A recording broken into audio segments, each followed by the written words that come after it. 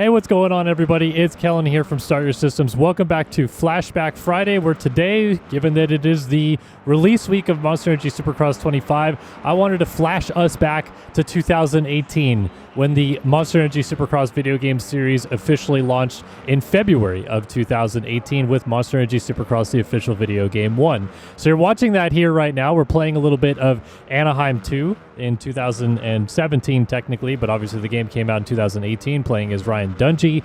And I just wanted to do a little bit of like a compare and contrast of where we were to where we are now 7 years later with this game to obviously the new Monster Energy Supercross 25 video game. Loaded this one up. Honestly, expected it to feel a lot worse than it does, or than it did, I guess, if that's what you want to call it. Playing this game back then, I remember a lot of the feedback being, oh, it's so rigid, scripted whips like that. They need to free up the rider. The rider looks too on top of the bike all the time. But on the other side of it, I feel like people maybe didn't give enough credit to the ground physics and the turning physics and things like that you could do to actually go really fast in this game and have fun. And almost more or less what I want to talk about today is the difference between an arcade-style Supercross game and a simulation-style Supercross game. Now, everyone likes MX bikes. A lot of people like MX Sim, and they compare those games now to the new Monster Energy Supercross 25 video game.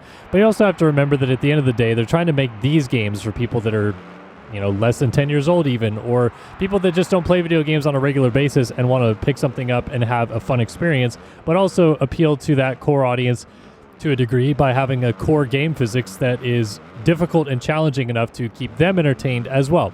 And I think going back and playing this on realistic difficulty, I genuinely was entertained. It was a hard race to try to pass these guys and battle them and go forward and actually feel like I was going to win this race. I didn't end up winning it in the end, but to battle these guys and just, feel the physics underneath of you. Like I said, I was expecting to remember this game less fondly, but in the end, I kind of thought to myself, man, we really haven't done a lot in 7 years, because this is Monster Energy Supercross 25.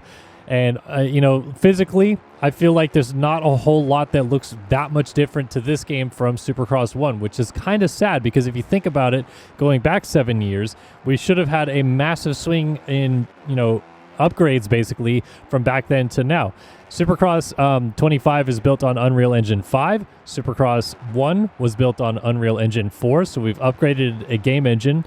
That was done like 4 or 5 years ago now, but it hasn't ultimately changed the physical look of the game very much. Like, I feel like the detail on the ground and all that stuff still looks kind of the same. The stadiums maybe look a little bit more polished in Unreal Engine 5, but I don't feel like the ground looks that much different at all. So yes, Supercross 25, we haven't made as much changes as we would have wanted to, and I feel like that's kind of a bummer. Now, why that is, there's a lot of different reasons that people will speculate about or complain about, and so on and so forth. To me, I feel that one of the biggest reasons we have not made a massive swing in changes is the Milestone development team has had turnover. From the beginning of their game series back in 2018, even all the way through MXGP 21, basically, they had a core group that was physically making changes and updating the game. And so that's when we got through Supercross 3 into the production for Supercross 4. And then a lot of the same people that I dealt with on a regular basis at the studio were not there anymore. And even when I spoke to Milestone devs lately talking about this game, they tell me, oh yeah, I remember that guy, or oh yeah, I remember that guy. Like, they know that all these coworkers that used to work on this game are no longer there. And, I think that in a way that hurts the studio so much, because a lot of the progress that group of people was making on trying to build a game to be better ended up in the hands of people that maybe weren't working on it, or that they thought that were going to be better for the game, and it ended up kind of just stalling it out a little bit. And another big problem too is a lot of the devs genuinely have never been to Supercross races. They live in Italy, they build the game in Italy, and having been to all of these Supercross races over the years, I don't see them very much. And then when they do come over, it's like, okay, here they are, and now get to see their experiences, and you hear their feedback and what they're seeing for the first time. And it's like, wow, this is kind of eye-opening that they're not more on top of this stuff. So it's a bit of a bummer to me that we've had all this progress in terms of game development on the PC side, but not as much on the console side. And look, if we compare these two games side by side, that's where I feel like you see that weird distinction of it looking so similar. In fact, even if you look on the left side of the screen, I almost feel that looks more visually appealing than what we have now in Supercross 25. Again, I try to find the balance and try to find things that I love about these moto games at all costs. Even Supercross 25, I try to find things that I love about it. But when you look at this straight up and you think, man, we've updated a game engine, we've gone 7 years since the launch of this initial one, and here we are with Supercross 25, the 7th game in the installment, and this is the differences between the two of them. To me, it reminds me a lot of Madden, FIFA, MLB The Show. Minute, small updates that they keep making to try to improve gameplay, improve career mode, improve multiplayer. And it does some of those things, but at the end of the day, the core physical aspect of the game is what people want improvements on.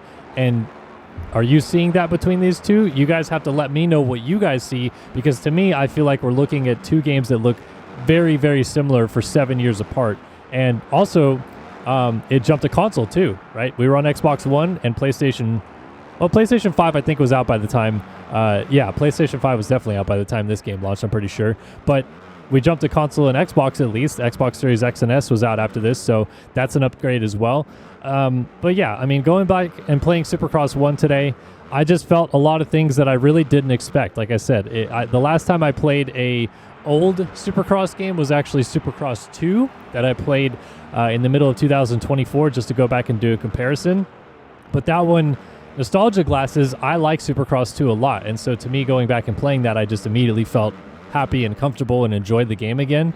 And for some reason, I remember 1 being way more rigid than this. This feels way more loose and fluid and easy to play and turn and competitive and fun. And the AI is difficult, as you can see. Like, I'm having a legit race here with Cooper Webb, just going back and forth and diving underneath and hooking corners. And then he's going to try to pass me back, and I'll try to chop the line off and, get to the inside over this tunnel jump. So, yeah, I'm just kind of surprised, I guess, going back and playing this, that we haven't done better over the years, that the games have not gotten better, and that they should have been a lot better by now. And I know people are really pissed off at Milestone this week for, getting a year off and really not making a massive change to the game or massive updates to the game. But I still try to find at least some positivity with it. And at least, like I said, those online lobbies seem to be really good.